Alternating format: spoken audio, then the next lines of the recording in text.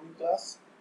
पिछले टाइम पे हम लोग बात कर रहे थे कि continuous chip without buildup edge के बारे में, टाइप्स ऑफ या ऐसा कहें कि वेरियस टाइप्स ऑफ चिप के ऊपर हम लोग डिस्कस कर रहे थे, इसमें कि continuous chip without buildup edge के बारे में बात किए थे। उसमें डक्टाइल मटेरियल होगा तब continuous chip without buildup edge form होगा, स्मॉल अनकट थिकनेस होगा तब, हाई कटिंग स्पीड होगा तब, लार्ज रेक एंगल होगा तब, और सुटेबल कटिंग फ्लूइड होगा तब। तो ये कंडीशन हम लोग डिस्कस कर चुके थे पिछले लेक्चर में कि continuous chip without buildup edge इन पांचों कंडीशन को मिलकर या इसमें से मैक्सिमम कंडीशन अगर फुलफिल हो रही है तब हम कह सकते हैं कि जो चिप का फॉर्मेशन होगा वो कंटिन्यूअस चिप होगा विदाउट बिल्डअप एज होगा। तो या इसको ऐसे कहेंगे भाई सभी कंडीशन फुलफिल करेगी तभी ऐसा होगा। अब बेसिकली इसमें दो पॉइंट जो कि इनको डिस्कस करना अभी भी है इसमें, जैसे कहा गया कंटिन्यूअस चिप। कंटिन्यूअस चिप कैसे? डक्टाइल मटेरियल होगा तो स्ट्रेस स्ट्रेन डायग्राम जैसे मैंने बताया कि फ्रैक्चर पॉइंट यील्ड के बाद अल्टीमेट आता है पॉइंट, उसके बाद फ्रैक्चर होता है, तो इसलिए डक्टाइल मटेरियल होगा तो कंटिन्यूअस चिप फॉर्मेशन होगा। स्मॉल अनकट थिकनेस होगा तब भी कंटिन्यूअस चिप फॉर्मेशन होगा। लो रेक एंगल होगा तब भी कंटिन्यूअस चिप फॉर्मेशन होगा, क्योंकि फोर्स उसके ऊपर फोर्स के फैक्टर की वजह से कंटिन्यूअस चिप का फॉर्मेशन होगा। अब बात करते हैं कि हाई कटिंग स्पीड और सुटेबल कटिंग स्पीड। अगर हाई कटिंग स्पीड होगी एक सर्टेन लेवल से मॉडरेट से ज़्यादा कटिंग स्पीड होगी या तो आपका बिल्टअप एज फॉर्मेशन करेगा, लेकिन उससे ज़्यादा जब आप कटिंग स्पीड बढ़ा देंगे और ज़्यादा तो बिल्टअप एज डिसअपीयर हो जाएगा। जैसा कि बिल्टअप एज फॉर्मेशन और डिसअपीयर, बिल्टअप एज खत्म कैसे होगा इसके ऊपर हम लोग बात किए थे। तो बिल्टअप एज खत्म जो हो रहा है बेसिकली वह किस कंडीशन में खत्म हो रहा है कि जब कटिंग स्पीड को बहुत ज़्यादा बढ़ा रहे हैं तब। जब कटिंग स्पीड बहुत ज़्यादा बढ़ रहा है तब बिल्डअप एज आपका डिसअपीयर होगा, या कटिंग फ्लूइड का इस्तेमाल करेंगे तब बिल्डअप एज डिसअपीयर होगा। जैसा कि बिल्डअप एज फॉर्मेशन के टाइम पे बताया गया था कि जब हाई कटिंग स्पीड बहुत ज़्यादा आप बढ़ाएंगे तो वो टाइम उसको नहीं मिल पाएगा चिप को रेक सरफेस पे स्टिक होने के लिए। उस चिप को रेक सरफेस पे स्टिक होने के लिए कुछ ना कुछ टाइम चाहिए, तो अगर वो टाइम नहीं मिल पाएगा तो उससे स्टिकिंग नहीं होगी, इससे स्टिकिंग नहीं होगी तो बिल्डअप एज फॉर्मेशन नहीं होगा। इसीलिए हाई कटिंग स्पीड जब होगा तो continuous chip without buildup edge formation होगा, विदाउट बिल्डअप एज फॉर्मेशन होगा जब हाई कटिंग स्पीड होगी तब। और सुटेबल कटिंग फ्लूइड का जब इस्तेमाल करेंगे तो क्या होगा? कटिंग फ्लूइड क्या करता है? बेसिकली हीट को डिसिपेट करने के काम में आता है। तो अगर हीट को डिसिपेट कर देगा तो वो जो चिप होगा उसके अंदर उतना टेम्परेचर नहीं होगा तो वो स्टिकिंग फिनोमेना नहीं एक्सर्ट कर पाएगा। कहने का मतलब ये है कि चिप स्टिक नहीं करेगा। क्यों? क्योंकि गर्म नहीं होगा तो उसके अंदर मेल्ट होने की टेंडेंसी उतनी नहीं होगी, जिससे कि वो स्टिक नहीं होगा एक सरफेस पे, जिससे कि बिल्डअप एज फॉर्मेशन डिसअपीयर होगा। तो जब आप कटिंग फ्लूइड का इस्तेमाल करेंगे तब भी बिल्डअप एज फॉर्मेशन नहीं होगा। इसीलिए continuous chip without buildup edge के केस में सुटेबल कटिंग फ्लूइड एक पॉइंट है। ठीक है, अब बात आते हैं नेक्स्ट पॉइंट का, continuous chip with buildup edge. मतलब अब बिल्डअप एज क्यों फॉर्म हो रहा था ये बताइए। अब इसमें कहा गया continuous chip with buildup edge, मतलब चिप तो कंटिन्यूअस होगा लेकिन बिल्डअप एज का फॉर्मेशन होगा। तो बिल्डअप एज का फॉर्मेशन होगा, क्यों बिल्डअप एज का फॉर्मेशन होगा? कब होगा?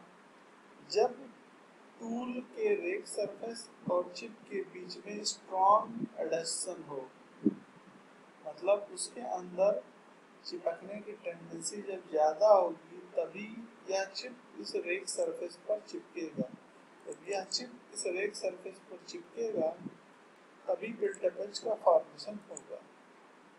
अगर वह टेंडेंसी एडहेशन की टेंडेंसी, चिपकने की टेंडेंसी ज्यादा होगी चिप और रेक सरफेस के बीच में। Strong adhesion between chip and tool face, tool face मतलब रेक सरफेस की बात कर रहे हैं, ठीक है, इस फेस की बात कर रहे हैं, इसी को टूल फेस ही बोल रहे हैं, ठीक है।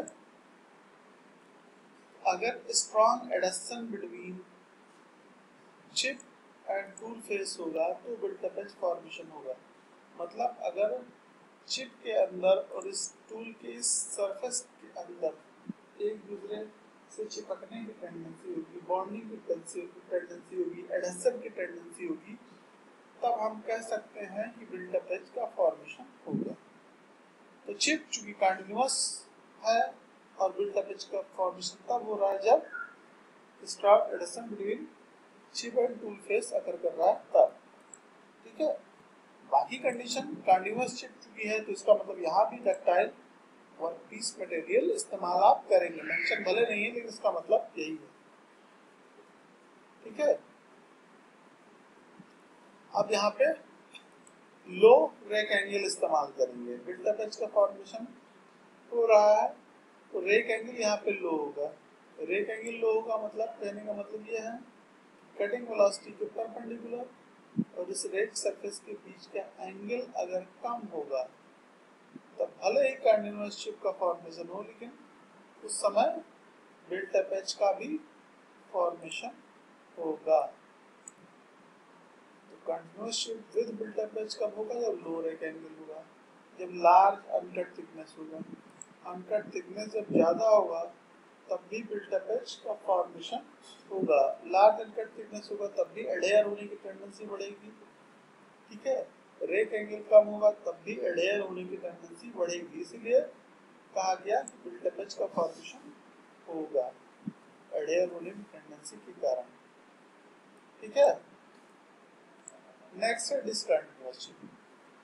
डिसकंटिन्यूअस चिप का मतलब कुछ इस तरीके का चिप फॉर्मेशन है कि चिप का जो साइज होगा वो लगातार ना हो, रिबन लाइक ना हो, छोटे छोटे टुकड़े में हो चिप, उसको बोलेंगे हम डिसकंटिन्यूअस चिप। तो डिसकंटिन्यूअस चिप कब फॉर्म हो रहा था? जब लो कटिंग स्पीड थी, जब कटिंग स्पीड कम थी। जब कटिंग स्पीड कम रहेगी तब डिसकंटिन्यूअस चिप का फॉर्मेशन होगा।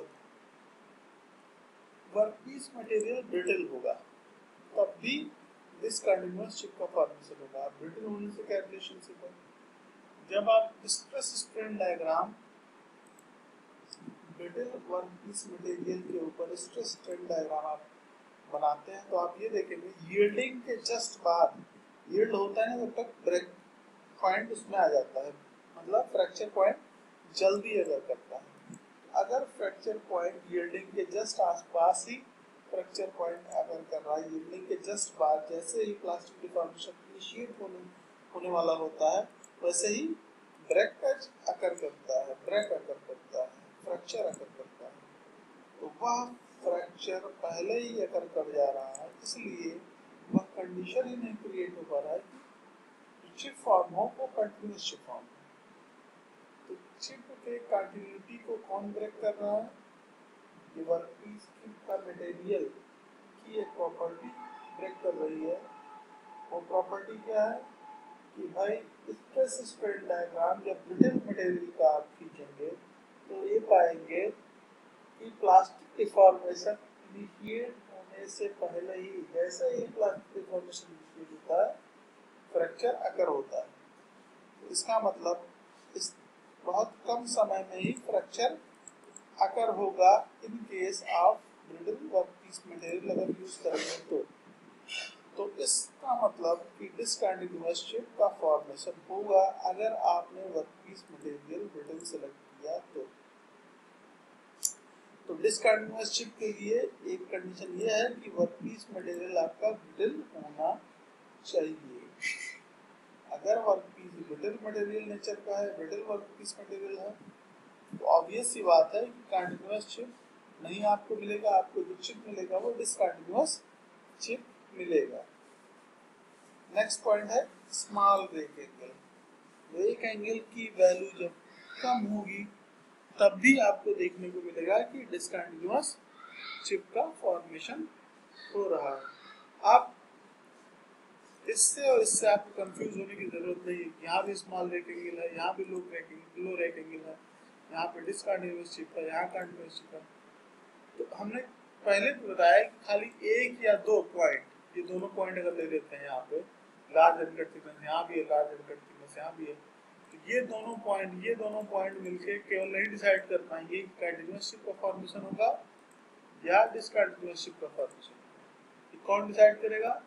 ये ब्रिटल, और ये कई से चारों पॉइंट जब मिलेंगे तब डिसाइड होगा, ये तीनों पॉइंट जब मिलेंगे तब डिसाइड होगा, ये पांचों पॉइंट जब मिलेगा तब ये डिसाइड होगा।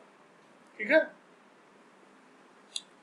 अब चूंकि रेक एंगल, अब चूंकि ब्रिटल वर्कपीस मटेरियल है तो ऑब्वियस सी बात है कि वहां पर प्लास्टिक डिफॉर्मेशन, मतलब यील्डिंग के काफी देर तक उसमें ऐसा नहीं होगा कि ब्रेकेज ना हो। तो ब्रिटल वर्क मटेरियल है इसलिए जल्दी ही टूटेगा, तो इसलिए डिसकंटिन्यूअस चिप होने की टेंडेंसी बढ़ जाएगी। स्मॉल रेक एंगल होगा तब भी ये टेंडेंसी बढ़ रही है, लार्ज अनकट थिकनेस होगा तब भी डिसकंटिन्यूअस चिप का फॉर्मेशन होगा। तो मतलब ये क्लब करके ये चारों चीजें, low cutting speed, brittle work material, small rake angle और लार्ज अनकट थिकनेस, ये सभी मिलके ही डिसाइड करेंगे कि चिप का नेचर कैसा होगा, डिसकंटिन्यूअस होगा, continuous chip without built up edge होगा या continuous chip with built up edge होगा। ये इस चीज के ऊपर डिपेंड करेगा कि ये जितने भी पॉइंट हैं सभी को क्लब करना है, सभी को मिलाना होगा। मतलब ये चारों पॉइंट जब आप कंसीडर करेंगे तो डिसकंटिन्यूअस चिप होगा, ये तीनों पॉइंट जब कंसीडर करेंगे तब आपको continuous chip with built up edge होगा, ये पांचों पॉइंट जब आप कंसीडर करेंगे तो continuous chip without built up edge का फॉर्मेशन होगा। ठीक है। तो it is obvious that continuous chip without built-up edge are more desirable. मतलब continuous chip without built-up edge की मशीनिंग के दौरान आप चाहेंगे कि वो रहे। क्यों? क्योंकि आप ये नहीं चाहेंगे कि बिल्ट-अप एज फॉर्मेशन हो। क्यों नहीं चाहेंगे? क्योंकि आप मशीनिंग कर रहे हैं तो ऑब्वियस सी बात है आपके दिमाग में आएगा क्योंकि सरफेस फिनिश अच्छा हो, क्योंकि बिल्ट-अप एज फॉर्मेशन होगा तो नहीं हो पाएगा। आप ये चाहेंगे कि पावर कंजम्पशन कम हो, प्रोडक्टिविटी आप इंप्रूव करना चाहेंगे। तो खाली एक फायदा है बिल्ट-अप एज से कि भाई टूल की लाइफ ज्यादा होगी, लेकिन बाकी कई नुकसान हैं। ओवरऑल देखा जाए तो बिल्ट-अप एज नुकसानदेह है अगर हम सरफेस फिनिश और पावर कंजम्पशन को कंसीडर करते हुए चले तो इसीलिए कहा गया it is obvious that continuous chip without built up edge are more desirable and machining is study. ठीक है, ये चीज है। ठीक है, ये सब चीजें हैं। अब इसमें देखिए when the machining is performed at a very low speed or the work material is brittle, the shearing operation on the work material does not continue without causing fracture। जो shearing हो रहा है, मतलब प्लास्टिक डिफॉर्मेशन जो होता है वो किस वजह से हो रहा था, हम लोग बता रहे थे सक्सेसिव shearing के कारण प्लास्टिक डिफॉर्मेशन हो रहा था, जिसके कारण से चिप फॉर्मेशन हो रहा था। तो ये ऑब्वियस सी बात है कि चाहे आप ब्रिटल बिहेवियर का वर्कपीस मटेरियल लीजिए या डक्टाइल बिहेवियर का वर्कपीस मटेरियल लीजिए, दोनों में आपको शेयरिंग होना ही होना है, तभी प्लास्टिक डिफॉर्मेशन इनिशिएट करेगा और तभी चिप का फॉर्मेशन होगा। लेकिन जब आप डिसकंटिन्यूअस चिप के बारे में बात करते हैं, जैसे ही प्लास्टिक डिफॉर्मेशन इनिशिएट होता है तुरंत फ्रैक्चर अकर लग जाता है, जिसके कारण से जो आपका ब्रिटल वर्कपीस मटेरियल है उसके अंदर कंटिन्यूटी नहीं बन पाती है और डिसकंटिन्यूअस चिप का फॉर्मेशन होता है। इस कारण ये कहा गया है कि द रप्चर अकर्स इंटरमिटेंटली, मतलब बीच बीच में ये रप्चर अकर करता है।